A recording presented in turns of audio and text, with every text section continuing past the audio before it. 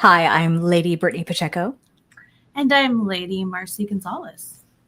and we are the Watchers of Downton Abbey. No, I'm just kidding. We're the Watchers in the Basement. Thank you all for being here today on this lovely Sunday afternoon. At least it is here in Texas, still a little warm, but welcome to the Watchers in the Basement, or welcome back if you are a longtime follower. We appreciate you being here. If you are new here, consider subscribing by hitting that subscribe button down below. We're on the road to 500 subscribers. Help make that happen. Marcy, thank you so much for joining me today. Sorry we can't have afternoon tea together, of course, but we're here to talk about something that we both enjoy, which is Downton Abbey. And tell us, what is your relationship with Downton Abbey? Have you watched it since the pilot, or were you kind of late to the game like I was? Tell us about your history with Downton Abbey. Oh, yes. So I didn't watch it as soon as it came out. I probably started watching it about maybe 3 years after it had started. But by then I had heard lots of great things about it. I love PBS, so I was always like seeing the advertisements and commercials for it. So then when it was available to stream, I started streaming it, fell in love with it, and then caught myself up to where I could follow it with the seasons as they dropped. So I've been a fan for a long time, and every chance I could get when they would do like a rerun of the whole series on PBS, I would do it. They would have some of those marathons. I would engulf and just immerse myself in the world of Downton. And it's sad to see it end, but we're used to seeing it end, and then it comes back. Told us that this is the last one, and I'm fine with that because of the way they wrapped it up. But I was also fine when they wrapped out the series the first time. Mm-hmm. And then the movies, I feel, have been added bonuses, but I also could have lived without them because I felt like they had ended the story so nicely when it was on TV and it was a TV series. So that's kind of my take on Downton, and then the movies that have come out. Well, that's great. I am the complete opposite of Marcy. I with so many other popular TV shows, movies, and things of pop culture, I am always late to the game. I don't have a reason why. I just was late. My sister and my mom watched the show as it was airing and really enjoyed it. Even my dad would watch Downton Abbey with my mom, and they have done several reruns since, right now that it is streaming on, I believe it's Peacock. But I was very late to the game. I just so happened to be at my parents' house. They were like, "Hey, let's start Downton Abbey again." I'm like, okay, well, I'll check it out. I love period pieces. I think period pieces are extremely well done. And when you have people of this caliber who can give the performance of a lifetime and really immerse themselves into that era, I think it's just phenomenal, of course. And first episode set in 1912, right when the Titanic had sunk, right? It's like, oh, that's very interesting. That kind of captivated me from there. And then it was just kind of like, well, crap, now I have to binge watch everything. So that is my story. I think I started earlier this year, finished the whole series, and then watched the 2 movies. And then as soon as I saw trailers for the grand finale, I'm like, well, I got to be there opening weekend because I'm right there with the rest of y'all. And when I learned that Marcy here also is a huge fan of Downton, it's like, we got to do a pod about this, ASAP. So we have both watched the movie this opening weekend, which I don't have the stats for. I know Justin, who usually runs our pods, will give you the breakdown of the box office sales and what have you. But I don't have that information for y'all, people. We're just here to discuss Downton Abbey. So Marcy, let's get right into it. As she has mentioned previously, that this is the quote final installment with the British drama series that was created by Julian Fellows, who I'm a huge fan of. I'm just a huge fan of his work now. I got to watch The Gilded Age, which I know is another product of his. So that's something I'm sure we're going to talk about here on the pod eventually once I get caught up with everything in life. But wonderful cast of Downton. We're bringing back a lot of course, the original cast from the series, and just to quickly go through who they are, and please forgive me if I butcher their names, because I will. Hugh Bonneville, who is Robert Crawley, Laura Carmichael as Edith Pelham, the second daughter of Lord Grantham, I should say. Jim Carter as Carson, Mr. Carson. Raquel Cassidy as Phyllis Baxter, who is the lady's maid to Lady Grantham. Oh my God, there's so many people here, people. Paul Copley, Brendan Coyle, Michelle Dockery, who is Lady Mary Talbot, huge main role in this particular movie. Kevin Doyle, Michael Fox, Joanne Froggatt, that's the name I'm going to totally butcher. Paul Giamatti, Harry Hayden Patton, Robert James Collier, Alan Leech, Phyllis Logan, Elizabeth McGovern, Sophie McShera, Leslie Nichol, Douglas Reith, Dominic West, Penelope Wilton, Simon Russell Beale, Artie Frauschen, Alessandro Nivola, and Jolie Richardson, which actually that last one caught me off guard. I was not expecting to see her at all in this movie. I almost didn't recognize her, but she has gracefully aged just so flawlessly. So, Marcy, give us a quick rundown of what happened in Downton Abbey, A New Era, which is the movie preceding this movie. Just real quick plot, because it kind of continues just some 2 years after what takes place at Downton in Downton Abbey, A New Era. Yes, so the previous movie, Downton Abbey, The New Era, takes place in 1928. We see that same folks that we've loved throughout the whole series are pretty much in it. Maggie Smith that was her last time gracing our screens as Violet, the Dowager Countess of Grantham. R.I.P. Yes, R.I.P. Definitely, and we'll talk more about her later. Her presence was definitely missed in this movie. But in A New Era, she finds out that she has inherited a villa in the French Mediterranean, which everybody was surprised about, as was she. She has decided to leave that as an inheritance to Sibby, who was Lady Sybil's daughter. Of course, Lady Sybil died in childbirth back, I can't believe which season it was of Downton, but that was in 1920. I think it was season 3, if I'm not mistaken, end of season or mid season 3. But the family is just kind of very confused as to who this person is who has left her this Mediterranean villa and why. So half of the family travels to the villa to meet the family and find out why. And Violet, obviously, she stays behind at Downton Abbey because, as we found out in the first Downton Abbey movie, she has some disease. I don't think it was ever said what specific disease she has, but she knows she is living on borrowed time. She knows her life is near its end, so she stays behind. And a big plot of this movie was that Lady Mary's husband, Henry Talbot, is nowhere to be seen. He is off on his car adventures. Mary confides in the film director who's there at Downton filming a movie that they've paid the family a lot of money to be able to film there. She confides that she is not happy, but what are you going to do about it, right?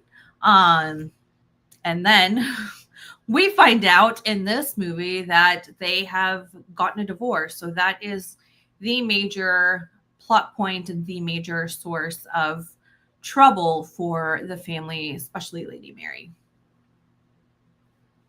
Great summary, Marcy. Thank you so much. Yes, so this movie kicks off in 1930, and as what I really love about this time period piece is that you absolutely get to see the evolution from 1912 to 1930. You're talking, 28 years of 28 years. What am I saying? I can't do math.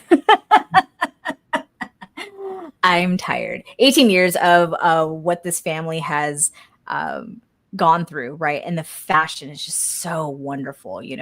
That's what I really take away from this show is the sets, of course, but then just the fashion, which a lot of it is authentic, right? It's real.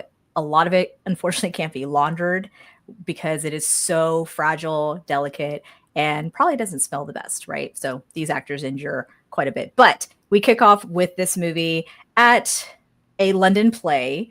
The Crawleys minus Mary have attended a play starring Guy Dexter, who had previously been at Downton Abbey to shoot his what was supposed to be a silent film called The Gambler, ended up turning into a speaking film, right? And Downton Abbey was the backdrop for the film. So the fact that the family still supports Guy Dexter, and along with Noel Coward, I think I'm saying that last name correctly, they're attending the play. They go backstage to meet everyone, including a familiar face, the former butler, Thomas Barrow, who is now Guy's assistant slash partner lover, which I love that for them, right? This is obviously something that was not widely accepted at all in England. If I'm not mistaken, there were laws against same-sex relationships, partners, whatever you want to call it.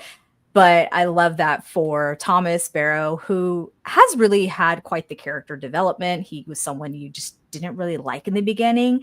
And then you had some sympathy for him because of what his personal struggles were like. And then he ends up, finding happiness in the end. So I think that was really wonderful. The family is also attending a ball, right? This is like the London season. They are invited to a Lady Petersfield's ball, and that's when the big news of Mary's divorce drops because it has since been finalized.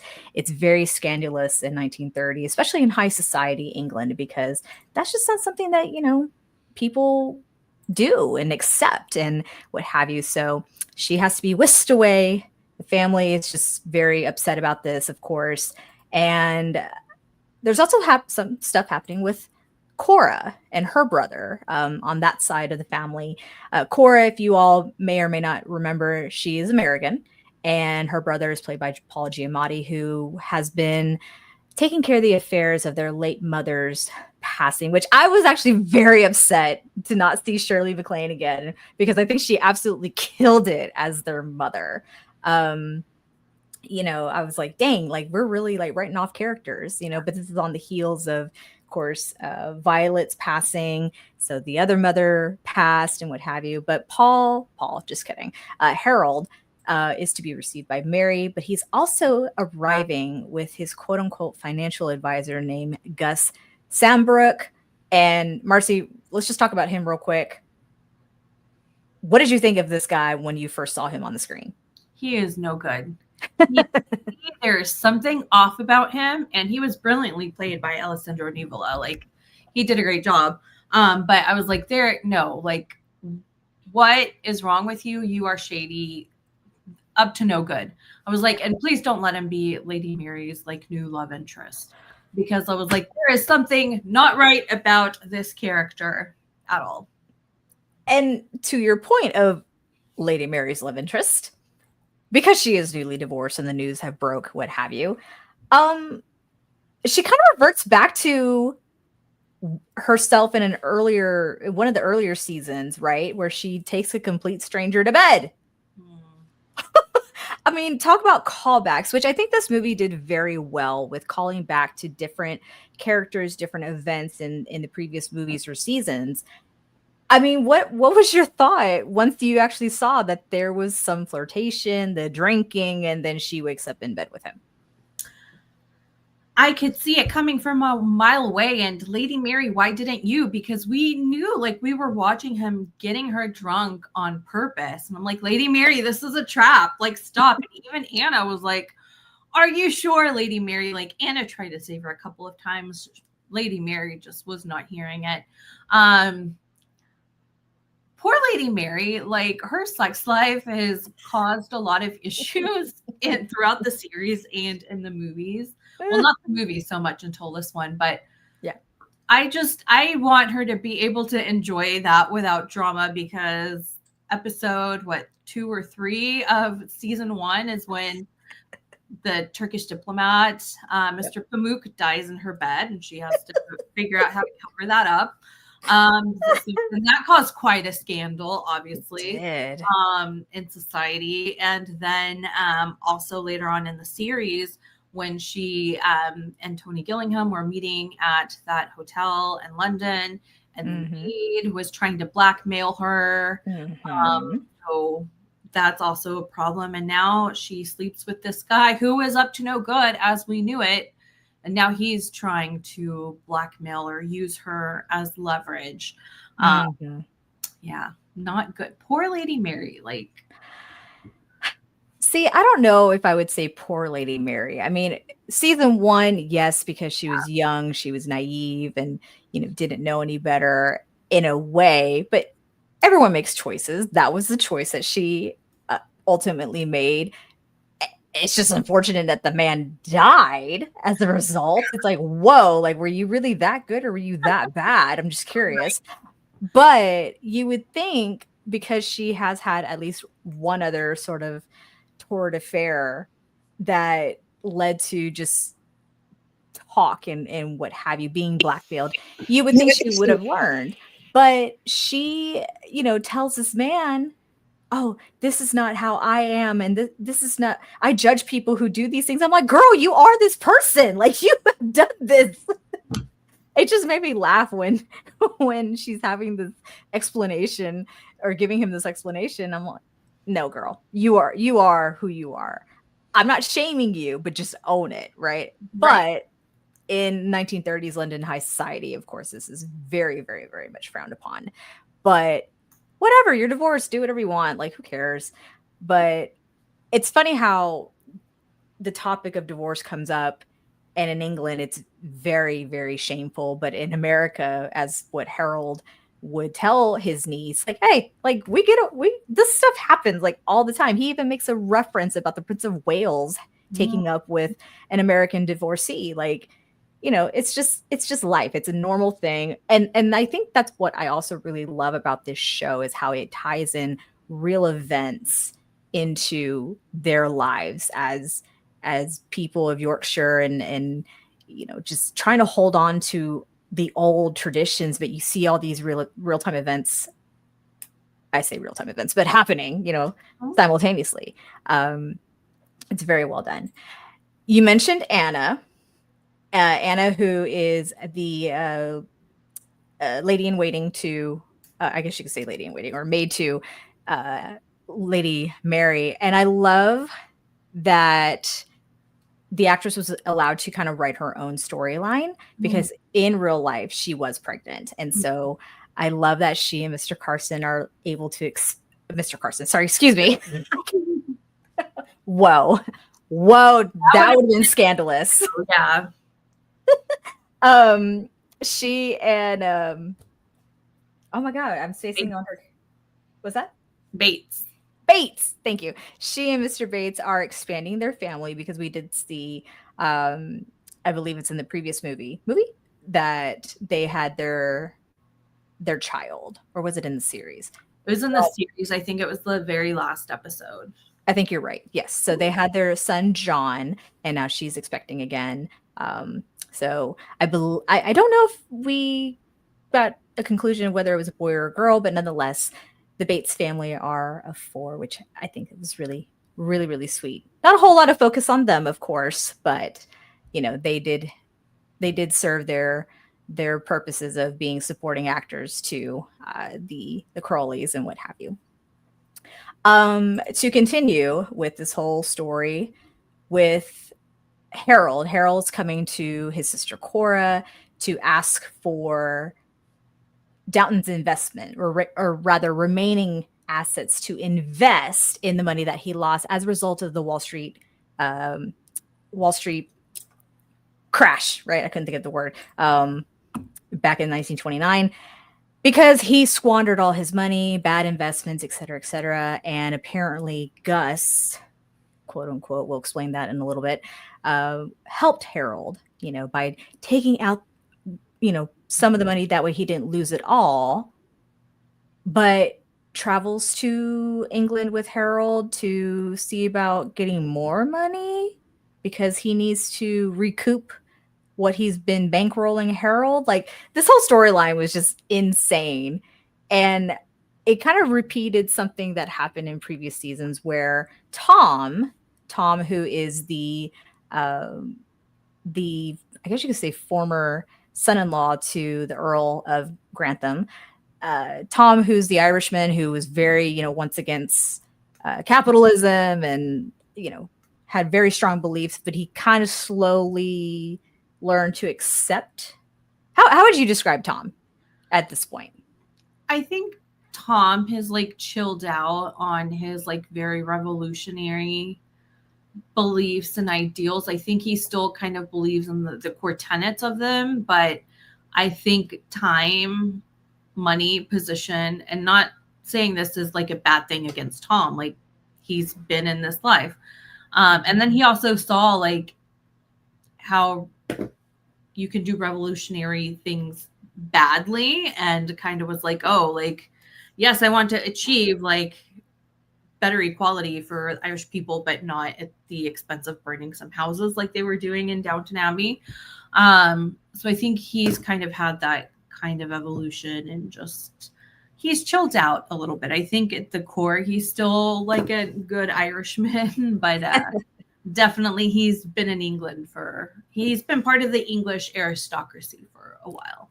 He has, because he has, in the previous movie, he did marry the illegitimate child of a relative to Lord Grantham, and they have a child together as well, right? I mean, he still has Sibby, his first wife's child, right? And I love that we got to see her, and I'm like, oh my gosh, like how many years has it been? Like, she's so grown.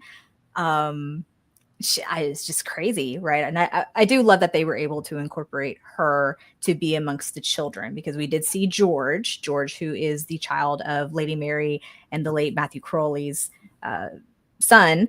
And then we also got to see, I think her name is Caroline, or is it Carolina? Yeah. Caroline, yeah. Who is the child of Lady Mary and then her now ex-husband, Henry.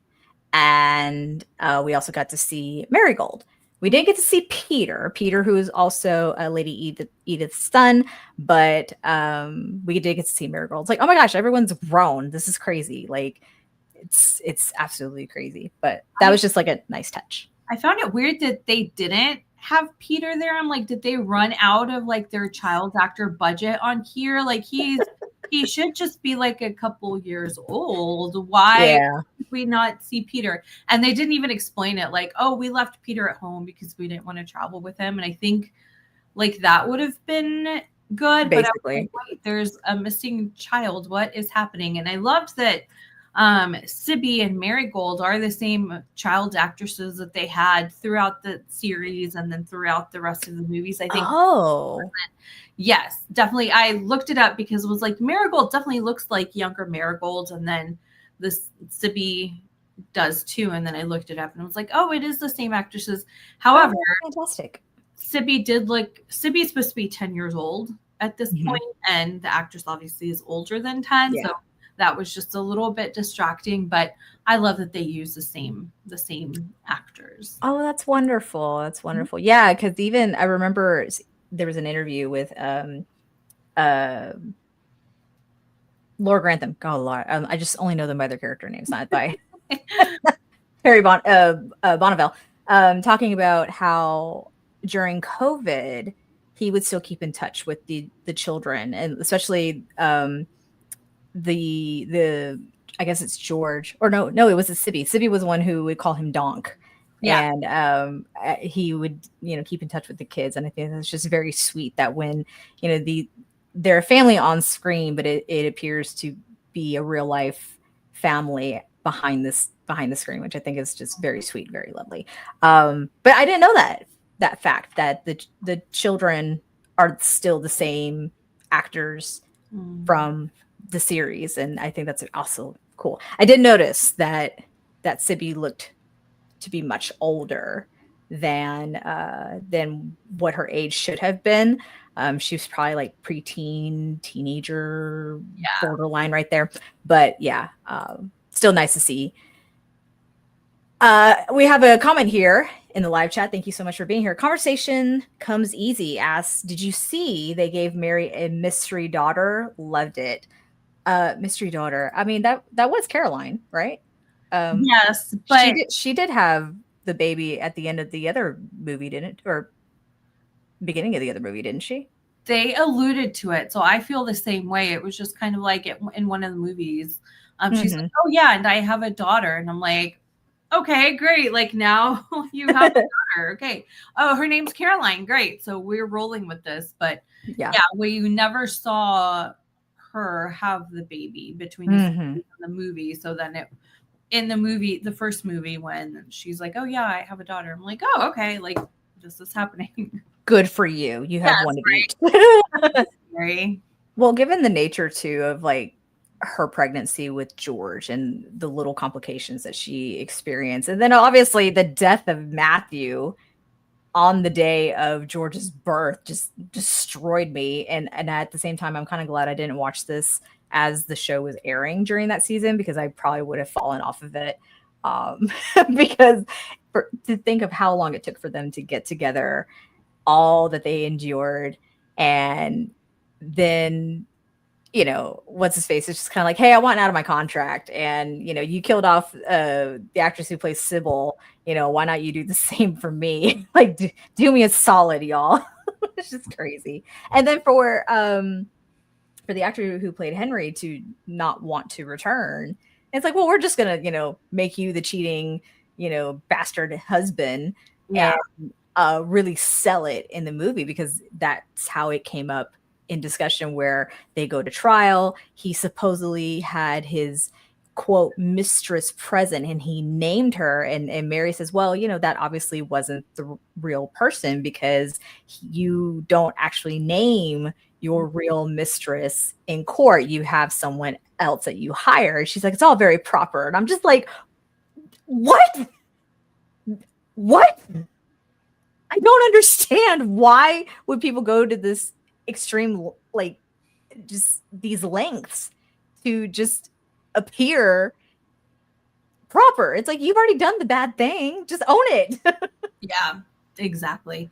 Or they would have to even like pretend that they cheated, even if they hadn't cheated, just so they would get approved for the divorce. So it's all very insane how like marriage and divorce laws have gradually evolved, because like it's insane. For sure. To keep on the topic of Mary's divorce, it really comes down to she's just like a pariah, right? Especially back in Downton, where neighbors are shunning the Crawleys and refuse a dinner invitation to just kind of, I guess, show their support. And sorry, I was just losing my place in what I was going to say next. But Robert, who is very much upset about the divorce and what have you, very much blames Henry, and then he's also upset about Harold's delinquency and the finances. He doesn't like the idea when Mary, who has really been shepherding Downton Abbey for quite some time, right? He made her the captain of the ship. He really doesn't like the proposal of selling the London Grantham house to raise capital. Robert has always had a difficult time letting go of the past. And I will say, he has always been wrong in just about everything. So it's like, dude, just give up the reins. I know change is very scary. That's generational to generational trauma, I guess you could say. But like, you're going to lose everything if you don't give, right? So it's just mind-boggling to me. Like, dude, like, give it up. Well, finally, with Tom comes to pay a visit, Mary recruits him to try to help persuade Robert to see reason and what have you, and Robert doesn't take too kindly to that, of course, which I always think it's funny how Mary always comes to Tom to say, like, hey, be the voice of reason. What are your thoughts on that? Yeah, I mean, I love Robert. He's always trying to do whatever is best for not only like the family, but also for Downton and for the people. And he's like that kind of leader that's like, I want to protect all my people, which is great. We love you for it. But you've been giving her the reins ever since the end of the series, which was like in the Downton timeline. What was it? Maybe about 4 years. So, sir, like you already told us at the end, like it's Mary, like she's the captain now, like it's all Mary. And we're like, great. Series ends. We know that Mary is calling the shots now. And then in the first movie, she's like fighting with him again. And they're like, oh, now it's like Mary's the leader. And I'm like, we've been knowing that Mary's supposed to be the leader. And then in the second movie, when they're trying to figure out if they want to take the offer to film the silent movie there, and he's like, oh, like we can't do that. Like, how far would we fall from grace if we did that? And Mary's like, dude, like our roof is leaking. We need a new roof. I thought I was the captain now. So finally, in this movie, now it's like, oh, the future is Mary. And it's like, she's supposed to have been the future like 4 years and 3 movies ago. So that's just kind of a problem with I had with this movie. It's like, how many more times does Mary have to keep fighting to be the leader or the captain when she was already supposed to be in that role? But I also liked that was a theme throughout this movie, is just men not knowing when they need to step back because the women had a much easier time of it. Mrs. Patmore was like, you know what? I'm retiring and Daisy's going to take over. And Daisy, if you need any help, let me know. But she wasn't like Carson. Just like a hard time of staying away and letting go and just being able to move on. So we saw a lot in this movie. It's just like, it is time for you to go relax. Like you don't have to be in charge of it all. It's always a man who makes things difficult. Just saying, at least in this movie. But to your point, it's Robert having a difficult time with letting go of the reins. You know, he took over Downton when he was a young man, and that's very difficult in and of itself. We saw that even with, actually, maybe not so much when they went to the Dowager house, right? They're kind of cleaning out the house and going through Mama's belongings, and he kind of is okay with the idea of having to at least sell the Dowager house, or just have tenants come in, rather, maybe not sell it, but have tenants come in. And then Cora, gets an idea of some sort where she has to like ponder over it, what have you. Robert says like his last goodbye, I guess you could say, to his mama, with, saying goodbye to the house, what have you. And I was like, okay, like they're going to move into this house. Like there's no question about it. I mean, it's just the two of them. They're going to have to downsize. And it just made sense. Like, you're not leaving Yorkshire, because Mary was entertaining an idea of moving her parents into a flat in London. And Robert was just like astonished that there were multiple families who lived in one building. They had upstairs neighbors, they had downstairs neighbors. He's like, well, what happens when I'm ready to go up for bed? She's like, you don't go up, you go through. It's just really funny to me. Just the amount of change that he would have to go through. It was just going to be a struggle. And it's like, dude, you just like have to let it go and just let Mary do what she needs to do, because you've been telling her, you're the captain, you make all these changes, da da da. That's why she allowed the production company to come in to film the movie, because the money that they were going to get from that was going to pay for the new roof, right? So Mary's capable, even with or without Tom, because they made a really good team together, right? With just the estate. Mary is capable. And the idea of even going all the way back to 1912 in the first season, where the cousins who died in the Titanic was supposed to inherit Downton. Mary was supposed to marry said cousin. And then it's like, well, then it falls back. She's the eldest daughter. I mean, she should technically she should inherit it, but because she's a woman, that was not something that was allowed. So once again, seeing the evolution of how mentalities change, how acceptance of unconventional things are modern and revolutionary, I guess, in and of itself, it's been very interesting just to see the dynamic with how some in the family are more accepting of it, and then you always have Robert, who's like, no, I don't want this. Same thing with Carson. Carson has a very hard time like letting go of the past and letting go of his job. I mean, Parker is capable. He has been trained by Mr. Carson. And Mr. Carson, who can't enjoy retirement, is like, hey, I'm just gonna pop in for the lunchtime, just and shine these candelabras or shine the silverware, and he decided to change the what do you call it, the plates, because of the material and what have you. And Parker's like, but Lady Grantham had requested this specifically, and it's like, oh, Yeah. You're overstepping. Here in the chat, Conversations Comes Easy says, part of it is identity. Robert and Carson have made Downton who they are. Tough to separate and start anew. Yep. Very well said. Very well said. Thank you for sharing your thoughts. And thank you again for being here in our live chat. We always appreciate those who are joining us, telling us their thoughts and questions in real time. It just makes this pod much more enjoyable and more engaging. Marcy, let's talk about Isabel. I love Isabel, the late Matthew Crawley's mother. She is also a firecracker, maybe not to the extent of Violet, but I thought she was always like a force to be reckoned with. Mm-hmm. Let's talk about her and her storyline, where she is helping organize the annual county fair that had once been organized by the late lady, I guess you could say Dowager Grantham. Talk about Isabel. What are her struggles and what she ends up doing in the very end?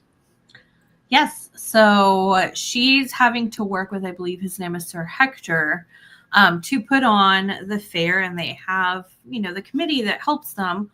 Well, she has the idea that we need a wider range of voices and people and ideas to help plan this fair. So she enlists the help of not only Daisy, but Carson, because she feels that they have really great insights to share, which I think is marvelous. I love how Isabel's always just kind of advocating for new ideas, but then like bringing in folks and not feeling like she's the only one that gets to or has to bring this change about.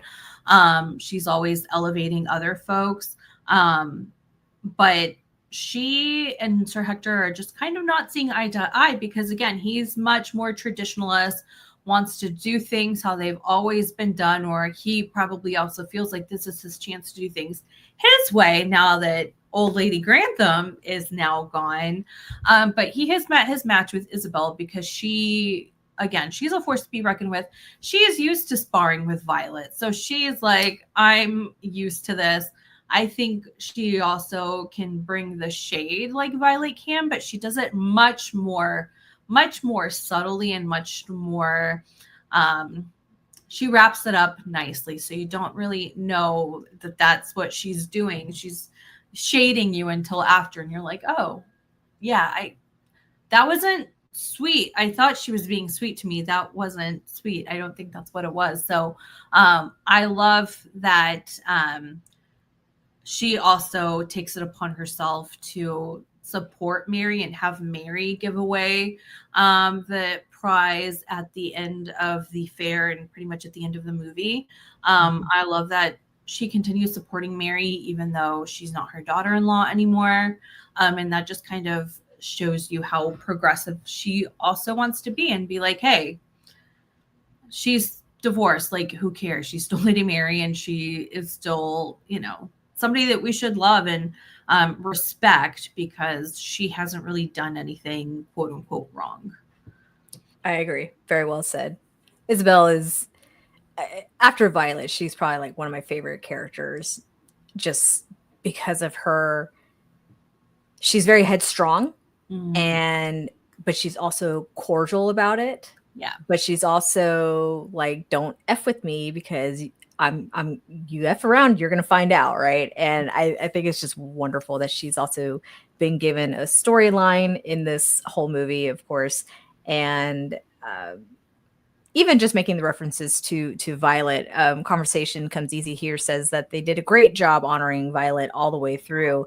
And I was just going to bring up this point as well. Loved that she, Violet, went to visit Matthew at the cemetery as well. And I think that was, again, this production, the storytelling, like everything is so incredibly well done because of all the callbacks, whether it was by actual script or just flashbacks or the subtle scenes like of this one where Isabel is visiting her late son, and she runs into Mr. Mosley, who is visiting his father's grave, right? And she said to him, I'm asking for my son for good luck for today. And I just think it's really sweet that like she still kind of keeps him relevant in her life. Of course, that was her only child, and would have loved for Matthew to have continued in this show, of course. But anyway, that's beside the point.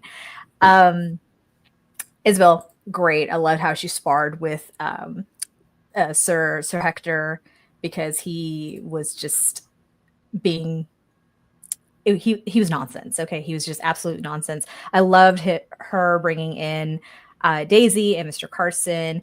I love that Daisy is like standing up for herself more, and I just love, once again, the evolution of these characters and not being just taking the back seat anymore. They're like, no, like I am a person, I will be heard, and I have something to offer.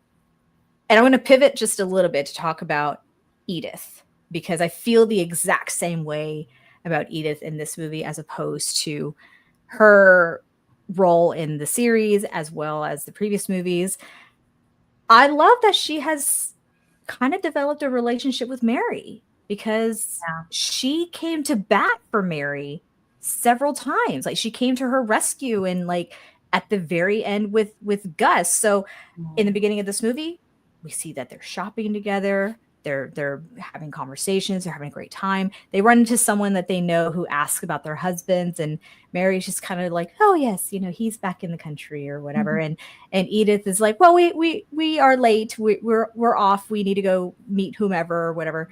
And Mary's like, oh, thanks for that. She's like, yeah, I got you, basically. What did you think of seeing their relationship evolve to what we see in this movie? I liked it, again, because throughout the series, they just could not get along, no matter, I don't think they even like really tried to. So it wasn't like no matter how much they tried, they didn't get along. They didn't try. They didn't try at all. And even after Sybil died, and Edith's like, Mary, do you think now that Sybil is gone, you and I will love each other as sisters? And people hated Lady Mary for this. I was like, she's just being real. She's like, probably not. This is probably, obviously we're both hurt by this and we don't want to lose each other, but that doesn't mean that we're going to be best friends now. Like we are still who we are, and we're still going to butt heads. But I think now that they have grown up, literally and figuratively, to where they're not really like fighting for like their parents' attention, or they're not trying to see like, oh, who's going to get married first and be able to establish themselves first. Like, Mary married Matthew and then moved on and lived her own life. And Edith was in her feelings a long time because she just kept having mishap after mishap, but eventually she did have a happy ending with Bertie. So I think now that they're able to live their own lives and just kind of not having to butt heads, because what are you going to fight with your sister about now? Like, that doesn't make any sense. So I love seeing them together. I love how they stood up for each other, but you could also in a couple of scenes like see some of the old Mary and Edith come out, but they were still able to hash that out. And I loved finally that Mary was able to be vulnerable with Edith, because a lot of times she's able to be vulnerable with Matthew. Yes. She's able to show that side of herself with Granny, with Violet, and with Anna, her lady's maid. Mm-hmm. That's pretty much it with everybody else, and with Tom, but with everybody else, she's like hardened, and she doesn't want to show that vulnerability. So I like that she was able at the end to be like, hey, thank you for dealing with this problem because you really saved me again. And she was able to show that gratitude to Edith, Mm-hmm. you know, we are sisters. I'm not going Yes. to let you just fall. Yes. So funny. Conversation comes easy. I feel like you're reading my mind. It's incredible how you're thinking, or you're saying the things that I'm thinking. When Mary confesses to sleeping with Gus and Edith asks if he was Turkish. Hilarious. The theater that I was in yesterday, it was a stadium seating theater, but it didn't have a lot of people. But that got a laugh out of everyone, right? So if you know, you know. Obviously, we've talked about it earlier here on the pod, but yes, that was hilarious. But for Mary to ask, this sounds like really poor grammar on my part. For Mary to go to Edith and ask her for advice, you know, Gus.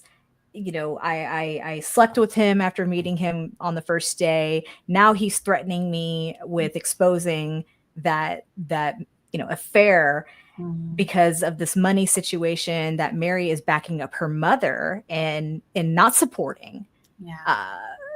Giving all of the Downton assets to Harold to reinvest, and Gus says, "Oh, I can double it, you know, blah blah blah, get the payback." And because of all this, Gus has threatened Mary with exposing that little, you know, one night stand. So for Mary to go to Edith and say, hey, like, what do you think I should do? Yeah. And Edith to say, well, can I ask Bertie about it? And she's like, really? Which I thought was really funny. But for Edith to also lean on someone who is her husband, like, because you talked about her mishaps with throughout her life, having been left at the altar, having I guess you could say the love of her life be killed in Germany and left with their child to raise, right? And anyway, but for Edith to be like, let me figure this out and let me talk to Bertie and figure this out, because everyone is very suspicious about Gus at this point, right? And so Gus has been saying all along he has a horse in the Gold Cup, which is going to be the next topic of discussion. It's the Ascot racehorse, where everyone, this looked really cool, like in terms of the set and the costumes and just the whole event. You know, Mary is still like a pariah. She is not going to be well accepted by high society, but Bertie has like, oh, I've set up a lunch. Like, you're not going to be anywhere near the happenings and this and that, what have you. But once again, Gus is saying that he has a horse in the race and people are making their bets, whatnot. But an acquaintance of Tom's meets up with him. And I'm trying to think if I've seen this acquaintance before in like a previous movie, previous series. I think you meant like in the series. No, we haven't seen them before. No, I didn't think so. But you know, Tom, it was just interesting because Tom just so happens to be at the right place at the right time. Much like and I never remember if it's part of the series or the movie, but he takes down someone who's going to like try to assassinate the royal, right? Yeah, exactly. It's like just right place, right time. Anyway, the acquaintance tells Tom, hey, did I see you with that guy who calls himself Gus? What's his name? Sorry, I just like spaced out on his name. Sam Brooke. Yeah.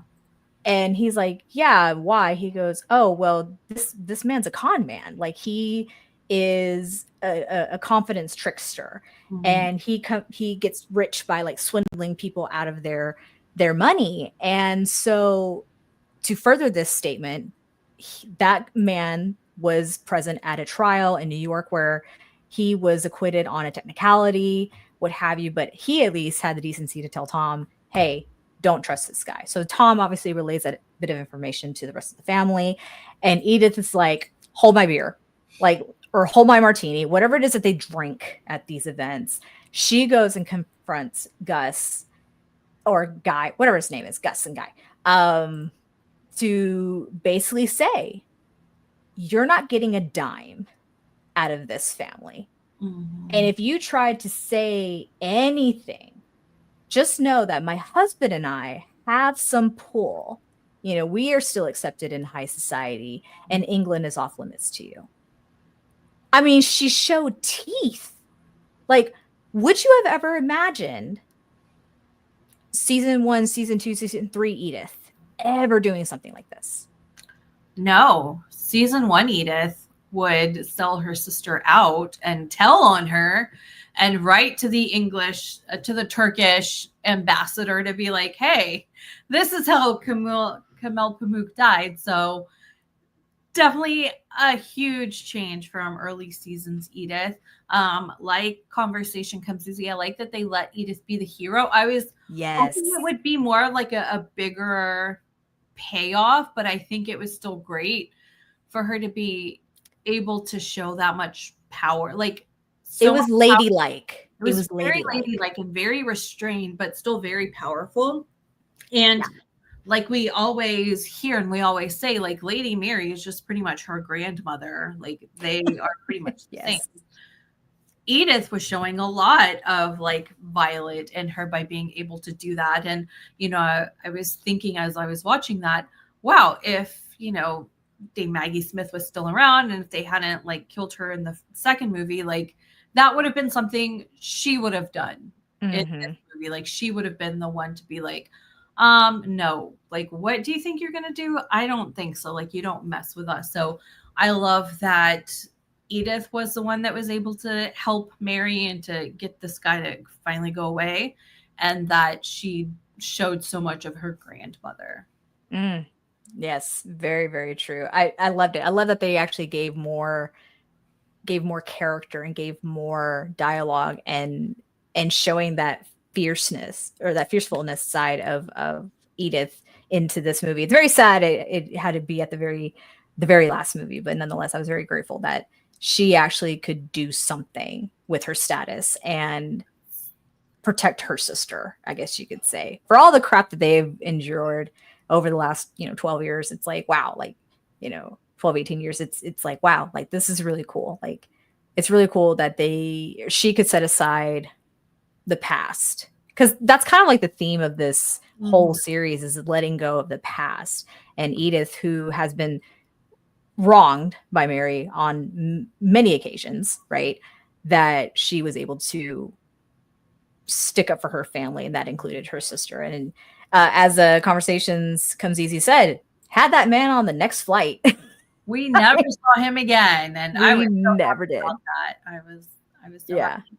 And I think part of it is also Edith coming into her own and into that power that the family does have, because we saw in the first movie she's overwhelmed by it all. She has to like she's talking to her mom. She's like, I've got like all these luncheons and I don't know what I'm gonna do, and like kind of grappling with like, oh, I'm a lady of high society now and I have to do all of these things. And in the second movie we see her kind of yearning to do work that actually matters, because she was missing like the work that she used to do at the magazine. So now I think we see her and she's like, oh, here is how I use my power, and like being more comfortable with wielding that influence. I love to see it. Yes. I mean, she did well. She did beat Mary in the sense of marrying higher than Mary ever did, right? And at this point, because she is a divorcee, like, who's going to marry her now in high society? No one, because that's just how life is in that era of England. But incredible just storyline for Edith to be the one to finally have a relationship with her sister and to stick up for her sister. And if it meant using her power as by any means necessary, it's like badass. Like, that was really cool. That was absolutely really cool. Conversations here says she's not married, but strong in her own way. She's used to scandal as well, or the threat of it. We remember her bravery, to keep Marigold in those times. And that's very true. That is very true. Well said. Well, Edith also is helping her mother, Cora, to try and get Yorkshire to re-accept Mary, I guess you could say, and by doing so with a dinner invitation, which everyone, all of their neighbors who have known the girl since they were little, has rejected, right? Well, Edith has this bright idea to contact Guy Dexter, again, who was the star of the film that was done at Downton, to invite him and Noel and Mr. Barrow to attend and visit Downton Abbey. They're gonna have like this grand dinner or what have you, and word gets out by way of the ladies' maids to uh, just kind of in conversation, just say, hey, we're having a really nice dinner. It's too bad that your mistress, can't attend, because Guy Dexter and Noel Coward are going to be there. I mean, then everyone accepts. I mean, are we surprised? Absolutely not. Are we surprised? None. So the opportunity to basically rehabilitate Mary's reputation, by extension of the servants, is always great.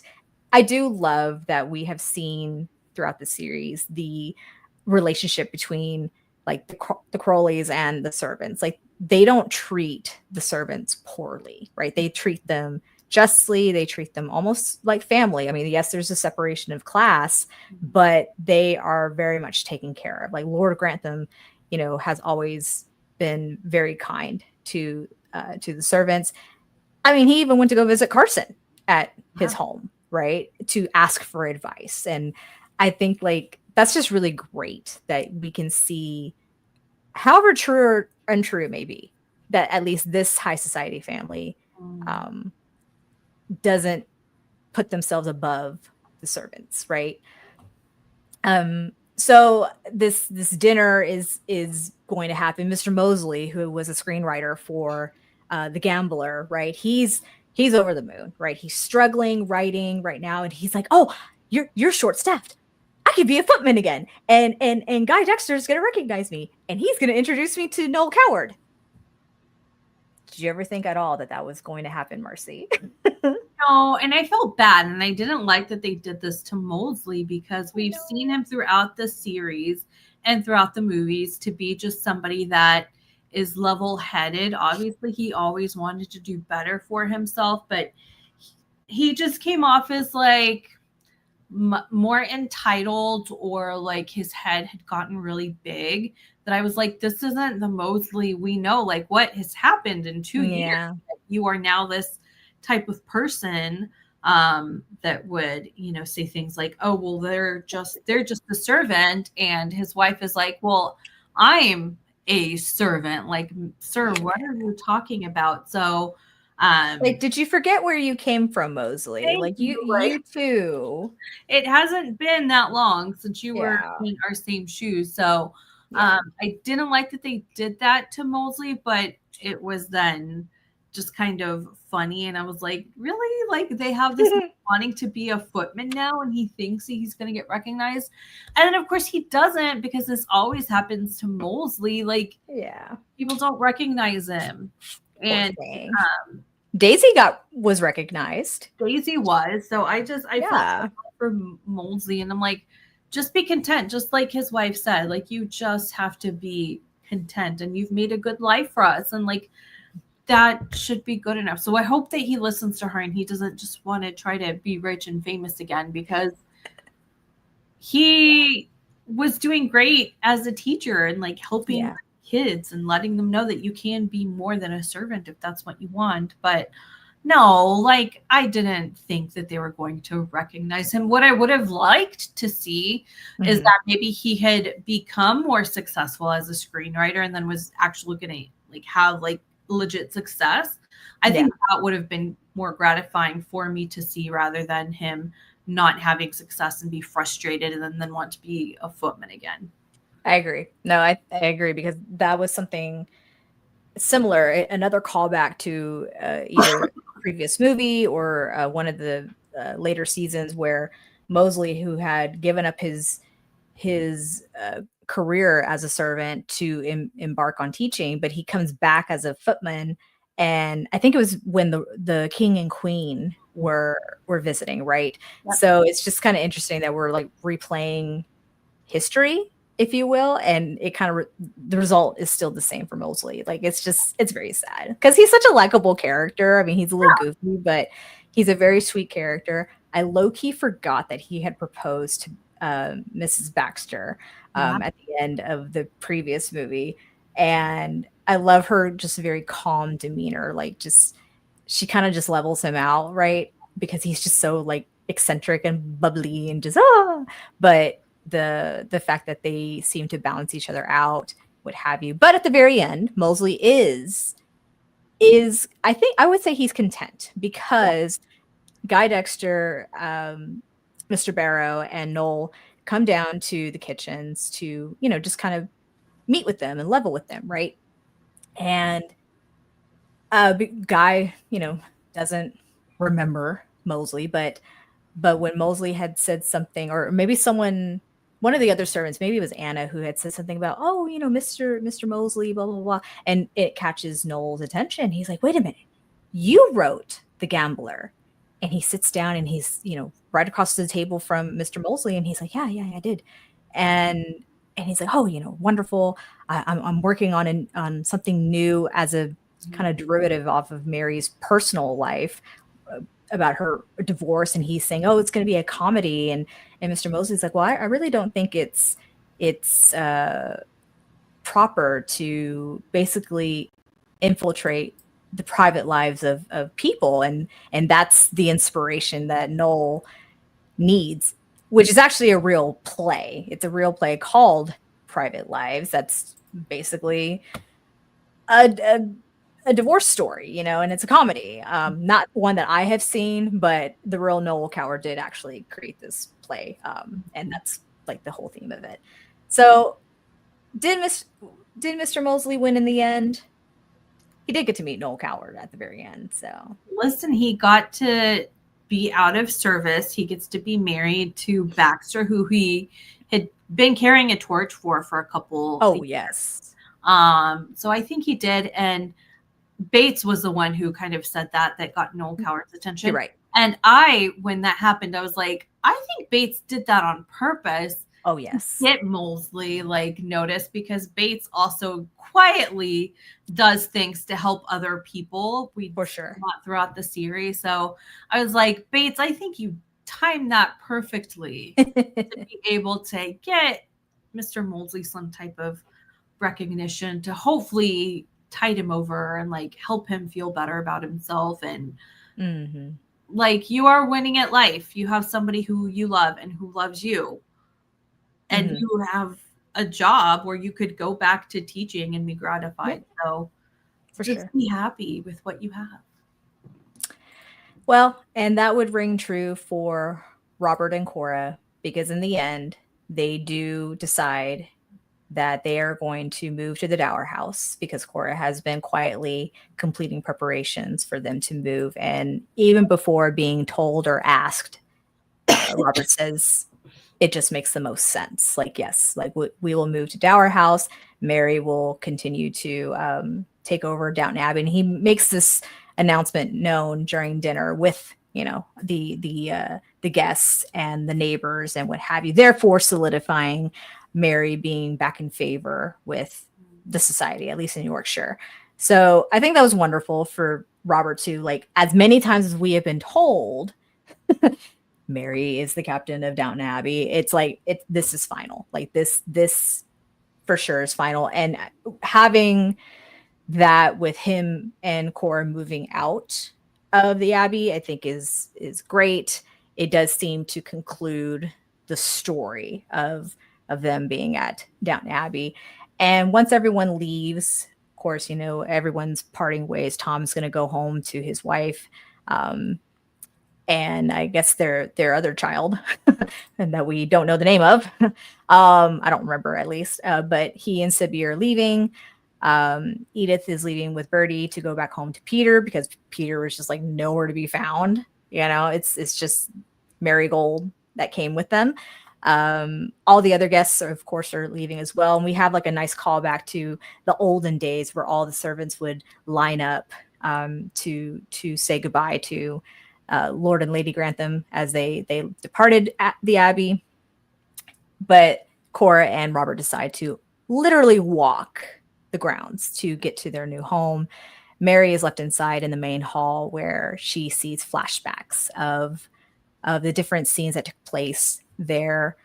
You see Matthew, you see the servants, whatever event that was, where the servants came up to dance with the family and just enjoy each other's company there. Then you also see Sybil when she was still with us, and you also see old lady Violet, old lady Grantham there, which I really loved when they concluded that montage of flashbacks that Mary exits the main hall and the camera pans to center the portrait painting of the late Lady Grantham.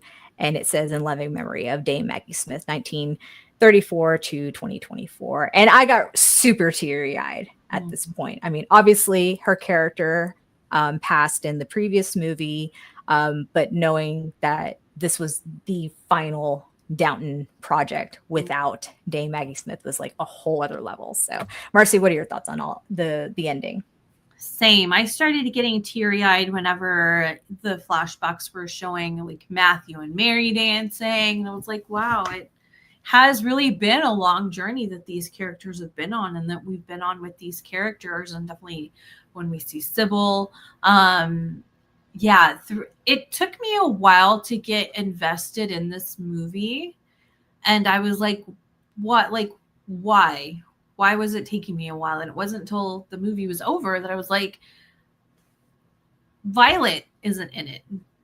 Maggie Smith isn't in it. Like, her voice was sorely needed here. She would have been the one in the family, like, standing up for Mary. I mean, not that the family didn't, like they all did, but she would have been the first one standing up for Mary and being like, Mary is family. Like, yes, she got a divorce and it may like be bad in society, but I'm still going to love her and like support her. I mean, she supported Mary through like some of her other trauma, and she supported Edith with that whole pregnancy and marigold thing. So I was like, it was because we didn't have the Dowager Countess. Like, she was just sorely, sorely missed in the movie.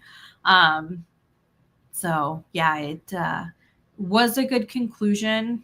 But again, like I said at the beginning, I feel like the movies are extra and they weren't necessarily needed because like how they wrapped up the series originally. So yeah. Right. I will always love the series more than the movies because it just seemed like extra and just seemed like fluff rather than like a good continuation. It's just kind of like, here's what they're doing now. And I'm like, that's great. I love doing at the end of the last season, the last episode. Like, that was great too. No, I totally agree. And while we're on that subject of, hey, this is what's happened since the series have ended, right? We've now had 3 movies that have caught us up with the Crawleys as times progress. If this isn't the last movie for Downton Abbey, how would you continue the legacy of the Crawleys? Marcy, tell us your thoughts on that. I would pick it up 10 years later. We're getting into World War II in Europe, at least, you know, Britain is. The U.S. wouldn't get into World War II for a couple of years after that. But what's going to happen? George will be old enough to go and fight. Does he go?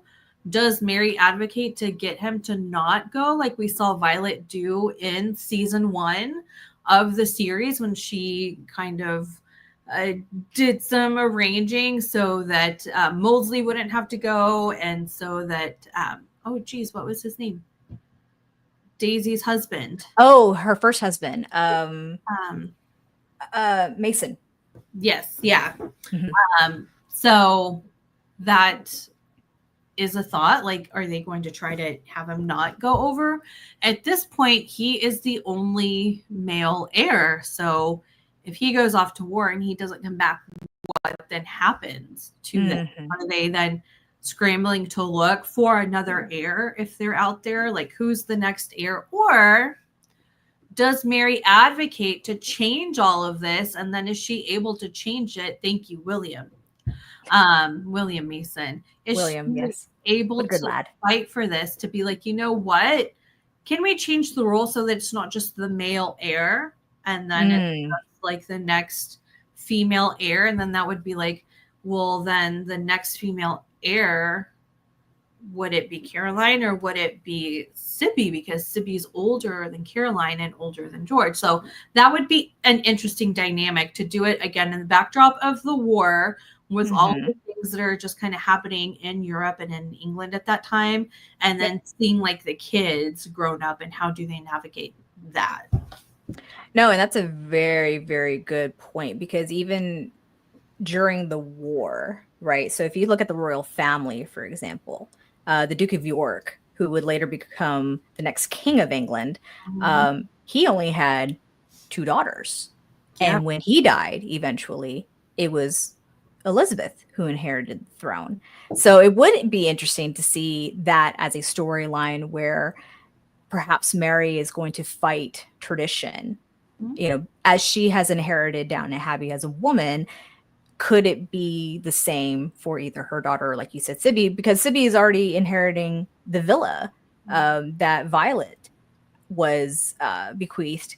And Violet wanted to make sure that Sibby was going to be on par with her cousins. So, you know, that would be a very interesting dynamic for Tom and his family have to come back to Downton, because also his wife is an illegitimate, I guess you could say, illegitimate heir to Downton. So, you know, it would be a really interesting way for one to continue the series 10 years down the line, and a whole new series of events to go through, because World War II the invasion of Poland began in 1939. So yeah, no, I think that would be a great way to like pick up the series if it were to be continued. I don't know what Julian Fellows has in store for himself or for the rest of the cast, but if the cast is like, no, we're good, we're done, we spent I think the show began in 2010, so this is a long time, a long time of continuing the story, even though it may not have been consistent. But I think it would be a very interesting way to catch up with Crawleys and what's going on. We can see how Robert and Cora are doing. You know, if anyone has an inclination to maybe just move to America during this point, you know, it was a thought that maybe Harold, who lives in America, would come to England. He says he likes the idea of living in the past versus living in the modern. So it would just be very interesting, is all I can say. Conversation says World War II is a very rich background. They can go a lot of different directions with that. I agree, wholeheartedly agree. They keep coming back, and I appreciate it. For sure. I agree. I think if they do come back, it shouldn't be for a while. And then just naturally, I think it would be with a whole new cast of characters. You know, Mary and Edith would still be around, but if we're looking in 10 years' time, I would assume that we would get a fresh batch of characters, because a lot of the older characters would probably not be following along with us, sadly. So I think, I don't want it to come back for a while, because if it comes back and they're like, everyone is dead, I would be like, I don't want to see this. This is too sad. Like, no. So, you know, it was enough for Dame Maggie. We don't need it for the rest. I haven't even seen a new era until maybe last week, because I knew that she died in it. Yeah. It was even before Dame Maggie Smith passed away in real life. And I was like, I don't want to see that. Like, I know, like Grandma Violet, I cannot see you die. So I finally took the plunge and saw a new era last week. So my heart can't handle that. And again, like, I'm just going to be like, they're all living forever now in my mind. Like, if I don't see them die on screen, or they don't say that they died, like, they are still alive. So, like, do not for sure my emotions. For sure. No, I agree. I think this was a great conclusion to the Downton Abbey series. I mean, I'm glad that I just watched it all this year and have it, you know, there for me. And if I want to go back and rewatch it and just like hate watch it, especially at a certain particular season, and, you know, with Matthew Crawley, man, I felt some type of way when they killed off his character, and I'm like, why? And then when you learn that he asked to be killed off, like, why? Because he apparently didn't want the door open for him to come back. But that's a lot of Downton in 1 year, Brittany. Like, I commend you. I don't think I could take all of that. So good job for you. if I like something, I will binge it to no end. Like I did that with Supernatural, and that took about a year and 3 months, I want to say. That took 15 seasons. Yeah, that was a lot. That was a lot. But no, I really did enjoy my time with Downton Abbey. Now I want to go visit the castle, of course, because I think it's just so cool looking. I love all of the aerial shots that we get of the castle, and just, I mean, I hear there's like ghosts there, so I'm kind of intrigued by that. But yeah, so I don't know. I say we make it like a watcher's trip and we go to Downton Abbey. Love that. Yes. Oh, that'd be incredible. Can you imagine not knowing a weekend? Every day is a weekend. It's like lovely. It's like I'm glad Mama's not here to not alive to hear you say that. Oh no way. Conversation says she went a few, or went a few years ago when I was in London. Stunning and amazing. I'm so jealous. Amazing. I've been to London once, but that was mainly for Harry Potter because I'm a nerd. But now that I have witnessed what is Downton Abbey, now I must go. Yeah. Very cool. Well, Marcy, thank you for joining me today on this lovely Sunday afternoon to talk about Downton Abbey, the grand finale. Overall, your final thoughts on this movie, and what would you say to those who have yet to watch Downton as a whole? Solid movie. I don't think I have a favorite of any of like the three movies. So they're all pretty much on par. Solid movie. If you have not gotten into Downton, I definitely suggest that you do if you like this type of story. If you like, you know, just like period dramas, historical dramas, it has something for everybody. It's got some humor in it. It will make you cry. So if you love to cry, this is the series for you. If you love history, so that kind of like ticks all the boxes for me. Yeah, get into it. And then also for fans of Downton Abbey, if you haven't gotten into the Gilded Age, get into that as well. I would say I still love Downton more than Gilded Age, but that's because Downton has like 6 seasons and 3 movies to Gilded Age's 3. But definitely suggest, if you haven't gotten into Gilded Age, go on over to HBO Max and start from there, because you will not be disappointed. Well, thank you, Marcy. I appreciate that. And thank you to Conversation Comes Easy for joining us today. They say, nice to meet you guys. Thanks for talking about one of my favorite subjects. Thank you for your input. Thank you for your comments and questions. We really do appreciate that. And we encourage those who watch us to engage in the live chats. We absolutely love it. It makes the conversations more fun. And with that being said, this concludes the Downton Abbey, the grand finale review. We hope you have enjoyed it. If you're watching the playback, we encourage you to leave comments, hit that like button as well. It really helps out our channel. And also, if you haven't done so already, hit that subscribe button, as we are on the road to 500 subscribers. You can also check out all of our social media links in the description box down below, as well as our audio podcasts available to you on Apple Podcasts. I think it's Apple Podcasts, maybe not. Spotify for sure. But you can find all that information in the description box down below. So Lady Marcy, thank you once again for joining me today on this pod. So for Marcy, I'm Brittany. Thanks for being here. We will see you next time on The Watchers in the Basement. Have a good one.